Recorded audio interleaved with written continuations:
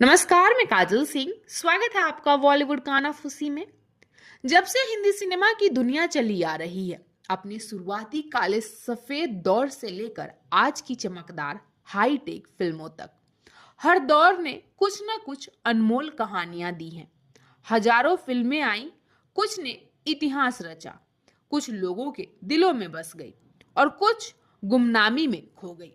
लेकिन इसी बड़े सफर में एक ऐसा भी दौर आया, खासकर 1950 से लेकर 2000 के बीच में, जिसने हिंदी सिनेमा को सबसे ज्यादा रंग, दर्द, संघर्ष और किस्से दिए।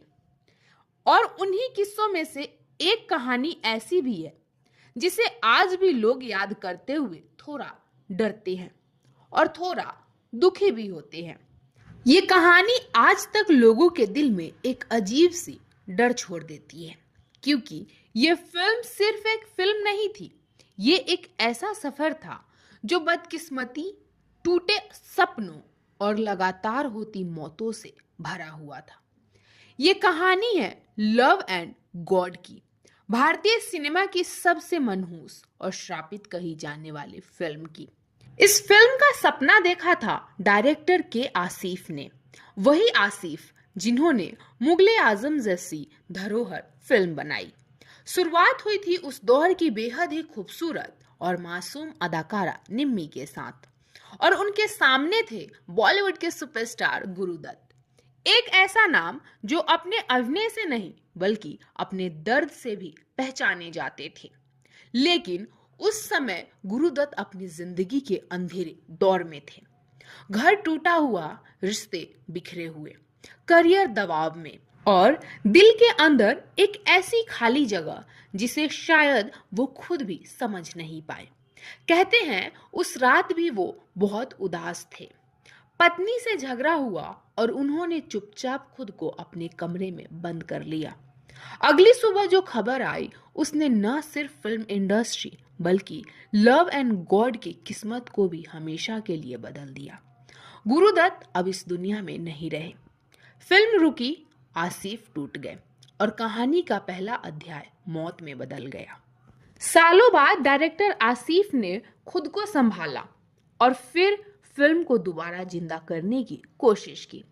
इस बार उन्होंने साइन किया बॉलीवुड के दूसरे महान कलाकार संजीव कुमार को, एक ऐसा नाम जिसे एक्टिंग का दूसरा नाम कहा जाता है। फिल्म की शूटिंग फिर से शुरू हुई, नई उम्मीदें लौटी और ऐसा लगा कि शायद अब फिल्म अपनी मंजिल तक पहुंच जाएगी। लेकिन किस्मत शायद पहले से ही कुछ और लिख चुकी थी, क्योंकि एक दिन संजीव कुमार और आसिफ साहब एक कमरे में बैठे बातें कर रहे थे। माहौल बिल्कुल सामान्य था, लेकिन अचानक आसिफ साहब को तेज सांस की तकलीफ हुई।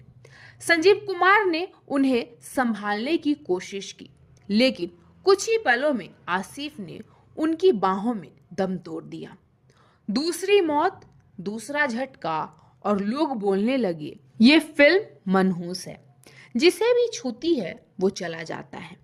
और सच बताओ, जब मैं ये पढ़ रही थी तो मेरे भी रोंगटे खड़े हो गए कि आखिर इतना सब एक ही फिल्म के साथ कैसे हो सकता है। फिर भी फिल्म के प्रोड्यूसर हार मानने वाले नहीं थे। शूटिंग को फिर से शुरू किया गया, मगर थोड़े ही समय बाद किस्मत ने तीसरा वार किया। संजीव कुमार भी हार्ट अटैक से इस दुनिया को छोड़कर चले गए। इसके बाद फिल्म के कई और कलाकार भी अपनी शूटिंग पूरी होने से पहले ही इस दुनिया को हमेशा के लिए अलविदा कह गए। ऐसा लगता था कि जैसे मौत इस फिल्म के सेट पर हाजिरी लगाती हो। जो भी इसमें काम करता उसके लिए ये फिल्म आखिरी साबित होती। आखिरकार 24 सालों तक लड़ने, टूटने, संभालने और बिखरने के बाद फिल्म लव एंड गॉड साल 1986 में बॉक्स ऑफिस पर रिलीज हुई, वो भी आधे अधूरे फुटेज, बॉडी डब्स और खराब एडिटिंग के साथ। लेकिन फिल्म बॉक्स ऑफिस पर बुरी तरह फ्लॉप साबित हुई। पर सच कहूं तो इस फिल्म का फ्लॉप होना कोई मायने नहीं रखता, क्योंकि लव एंड गॉड एक फिल्म नहीं थी, ये एक ऐसी जख्म थी जो बनते बनते खुद ही खून बन गया। ये एक ऐसी दास्तान थी जिसमें डायलॉग्स कम थे और मौतों की खामोशी ज्यादा। और शायद इसी वजह से आज भी लोग इसे याद करके सोचते हैं कि इतिहास स्क्रीन पर नहीं बनता। कभी कभी इतिहास उन लोगों के जानने से भी बन जाता है जो स्क्रीन तक पहुंच ही नहीं पाए।